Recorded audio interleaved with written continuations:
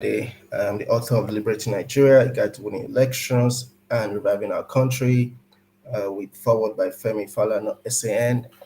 And I've started this podcast, regular podcast, in recent days, and I want to keep doing it as often as I can until Election Day. I've talked about um, job creation, I've talked about power, and today I just want to talk a little bit about agriculture. Um, this is a very hot topic in the political scene with little action. Um, the young people um, don't seem to appreciate this very important part of our economy, and I just want to talk a little bit about it today. Um, to be frank, the last two governments, federal governments, have done quite good jobs. Jonathan through his agri minister did quite well, and Buhari has done quite okay in that area. I would say there has been progress in the last two administrations, albeit especially in the first tenure of Buhari. You have the Anchor program, a lot of northern agri, a lot of small farmers in the north got a lot of help. There was a lot of corruption in the scheme, but the fact is that uh, that scheme helped small farmers grow, especially in the north, where most of the farming actually happened. Now, I also know that in recent years, there have been certain private investors, coming into that sector, some kind of, you know, modernized type of investment, and that's cool. But I just want to highlight again that every country every developed country takes agri very seriously. I also talked about agriculture in my book. I discussed a lot of topics, and I highlighted what China did, China Mao. I talked about America. Agri is a national security issue. Uh, you must have sustainable food supply to feed your people. And in terms of what if you know there's war and you're not able to import, you must have enough. And I give one example today, where Ghana is maybe producing 20% over 20% of the world's yam. Nigeria is producing over 70%. Ghana is exporting maybe 95%, over 90% of the yam getting into the United States. Question: a small, tiny country like Ghana producing just about 20% uh, of the world's yam is able to export massively to the US, and we're not able to do the same. It just tells you that we still have a long way to go in agri.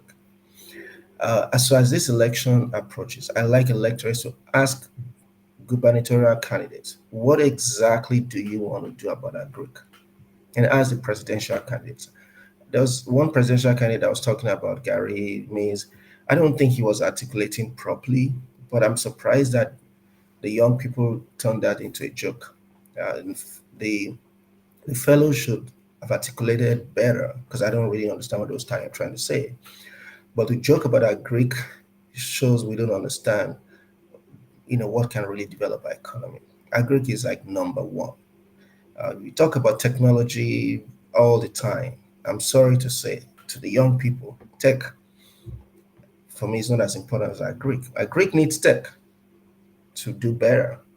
But if we do not fix agriculture, and all we want to talk about is tech, tech, tech, tech, tech. I'm an engineer, but I have to be honest in this regard. If we do not fix agriculture, we're not going to grow. We have to get educated people into agriculture as much as possible. We have to reduce migration from the villages to the city by developing the villages so that younger people can stay back there for farming. We have to provide security to farmers. Government has to take security seriously in the rural areas. For us to prosper in agriculture in Nigeria, there must be security in the rural area. Now, there's a lot of improved security in the city area, but we have to do better in the rural area. We have to provide infrastructure.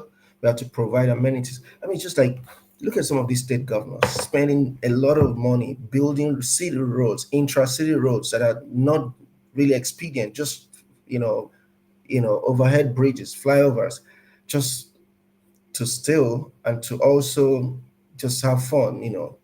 What are you doing about rural development? If you don't develop the rural areas, agriculture will continue to go down. Agric will not develop. And if we don't develop agriculture, we're going nowhere. Agric alone can hire 50% of our population. Agric tech will not hire that number of people. Let's be honest, oil and gas will not hire that number of people. Banking will not hire that number of people. Only agriculture can hire massive, massive, massive number of people. Agric alone can hire tens of millions of Nigerians. But if we don't provide amenities in the rural areas, if we don't provide security to farmers, and we focus only on city urban development, how do you expect the young people to stay there? They don't have electricity. They can't watch DSTV. They don't have good telecom. They don't have internet. How do you expect them to stay in the rural area? In America, many states are very rural. They are big in agriculture. But young people continue to stay in those states because they have amenities. Now, some people will still leave. I'm not saying we can keep everybody in the villages. No, many people will still come to the cities. But we have to make the villages attractive to a good number of young people so they can stay back there to farm with their parents. Let's get it clear. Tech is not going to fix it. Tech is not going to recruit 40 million. Tech is not going to create 40 million jobs in Nigeria. So you listen to these young people just saying, all we want the presidential candidates to talk about is tech, tech, tech, or what are the big things? No. Let's talk about those supposedly dirty things. Agric is huge. And again, I'm acknowledging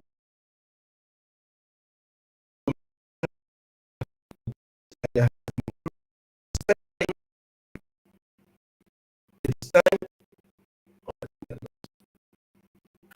it's time for us to take agric seriously. More important, I'm encouraging the young people to ask the gubernatorial candidates and presidential candidates what exactly they want, what exactly do you want to country for government? What do you want to do that they not do? What do you want to do that? How, what step are you